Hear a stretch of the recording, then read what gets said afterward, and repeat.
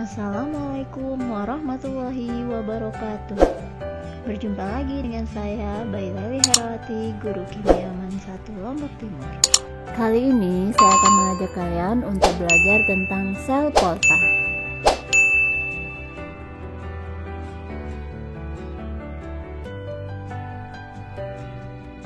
Assalamualaikum warahmatullahi wabarakatuh. Berjumpa lagi dengan saya Bayi Leli Herawati. Kali ini saya akan mengajak kalian untuk melanjutkan materi kita tentang sel Polta. Nah, pada kesempatan kali ini saya akan membahas tentang bagaimana cara memperkirakan berlangsungnya reaksi redoks dengan potensial sel dan deret Polta. Baik, langsung saja. Oke, pertama kita akan pelajari dulu bagaimana cara menentukan potensial sel atau E-sel. Jadi, potensial listrik yang dihasilkan oleh suatu sel Polta ini disebut dengan potensial sel atau E-sel yang merupakan selisih dari E0 kedua elektroda. Nah, untuk mengetahui berapa besar potensial listrik yang dihasilkan pada sel Polta, maka kita bisa menggunakan rumus E-sel sama dengan E0 katoda dikurangi E0 anoda, atau E-sel sama dengan E0 reduksi dikurangi E0 oksidasi. Nah, pada video sebelumnya kita sudah mengetahui bagaimana cara menentukan manakah elektroda yang mengalami reaksi oksidasi dan manakah yang mengalami reaksi reduksi, atau mana elektroda yang ditempatkan di katoda dan mana elektroda yang ditempatkan di anoda. Nah, untuk mengingatkan kembali, di sini diberikan catatan. Ketika E0-nya kecil, maka logam tersebut merupakan reduktor kuat, atau logam tersebut makin mudah mengalami reaksi oksidasi dan ditempatkan di anoda. Sedangkan ketika E0-nya besar, maka logam tersebut merupakan oksidator kuat, atau logam tersebut makin mudah mengalami reduksi dan ditempatkan di katoda. Nah, untuk memperkirakan berlangsungnya reaksi, kita bisa melihat dari hasil E-selnya nanti. Ya, berapa potensial listrik yang dihasilkan atau E-selnya, ini bisa menentukan perkiraan reaksi berlangsung atau tidak.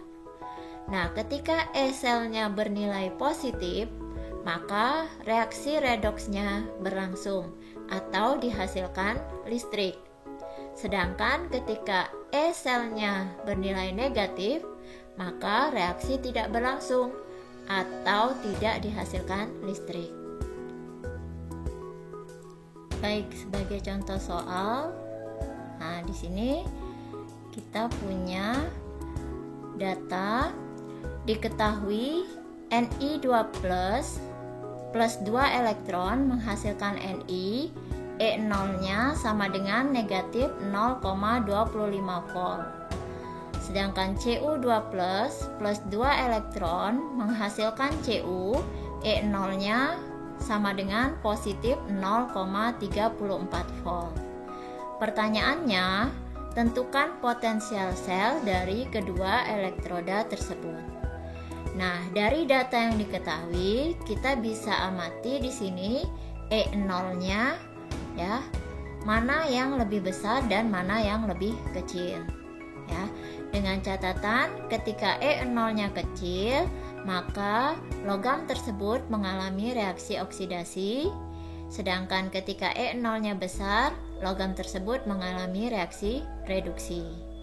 Nah, dari data di sini kita ketahui Ni2+ memiliki E0 yang lebih negatif dibandingkan dengan Cu2+.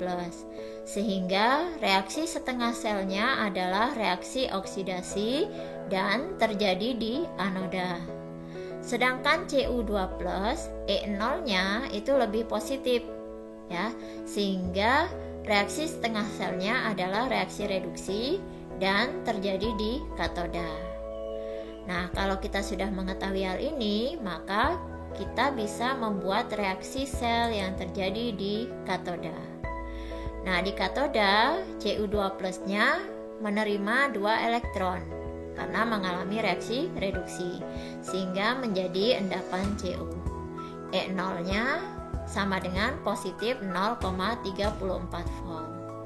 Nah, sedangkan di anoda ya, Ni itu mengalami reaksi oksidasi, sehingga reaksi reduksi yang ada pada data soal ini harus diubah menjadi reaksi oksidasi ya.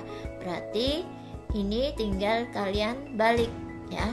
Jadi Ni menghasilkan Ni2+ plus 2 elektron. Nah, untuk E0-nya ini tetap negatif 0,25 volt. Jadi tandanya jangan dibalik ya. Jadi tandanya tetap tanda negatif ya. Nah, sehingga dari sini kita bisa peroleh reaksi sel yang terjadi, yaitu Ni plus Cu2+ menghasilkan Ni2+ plus Cu.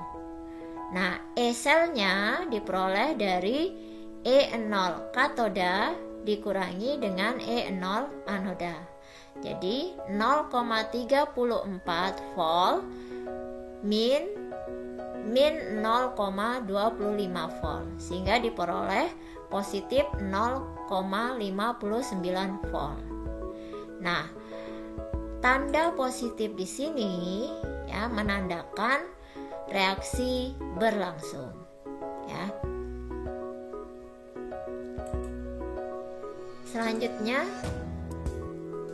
kita akan mencoba memperkirakan reaksi berlangsung ya dari deret kereaktifan logam atau deret Volta ya.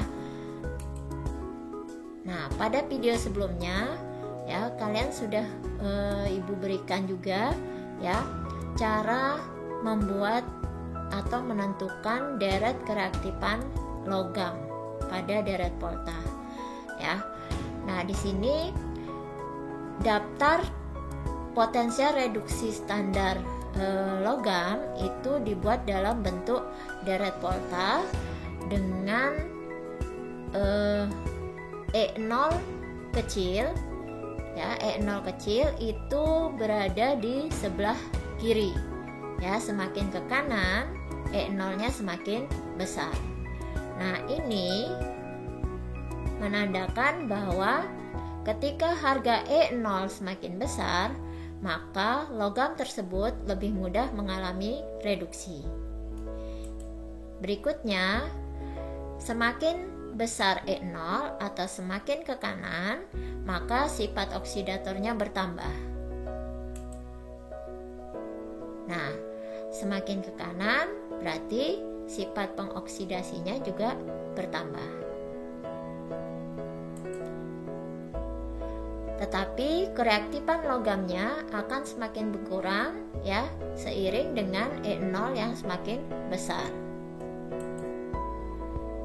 Nah, yang terakhir ini ya, inilah yang akan kita gunakan untuk memperkirakan reaksi berlangsung atau tidak, di mana logam sebelah kiri itu mempunyai kemampuan besar untuk mendesak logam di sebelah kanannya.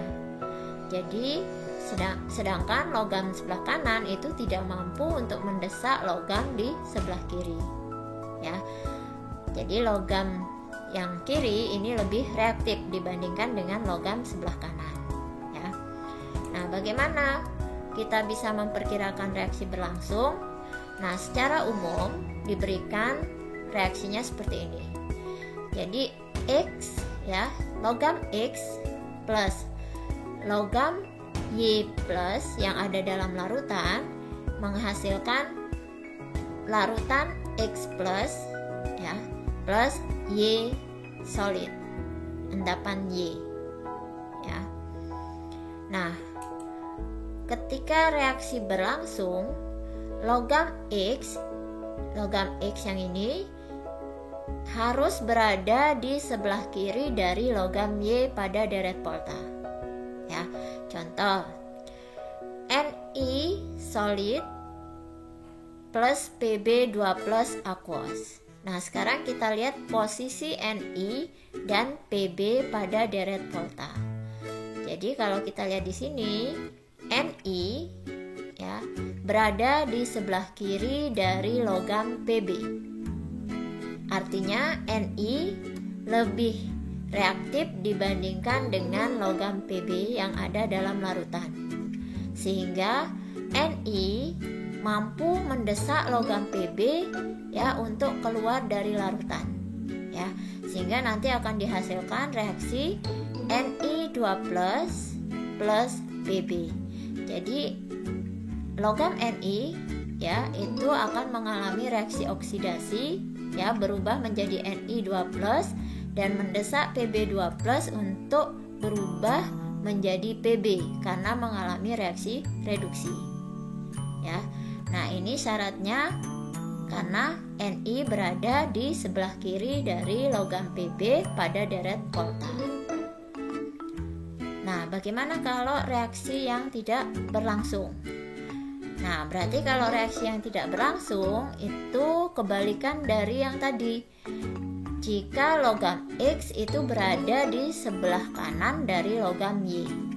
Contoh, Ni solid plus Zn 2 plus aqueous. Nah, sekarang kita perhatikan posisi Ni itu ada di sebelah kanan daripada logam Zn.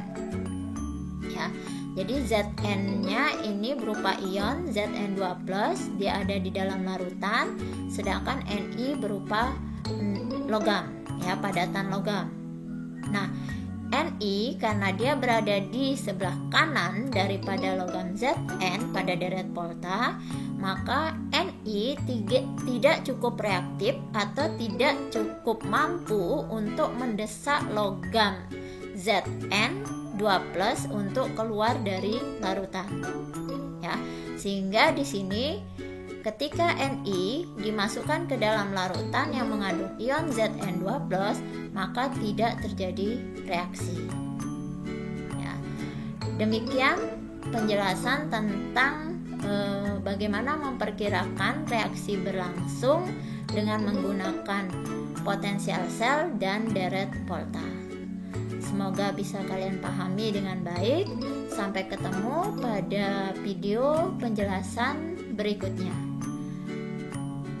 Terima kasih sudah menyimak video ini. Wassalamualaikum warahmatullahi wabarakatuh. Thanks for watching. Drop a like, leave a comment, and don't forget to subscribe.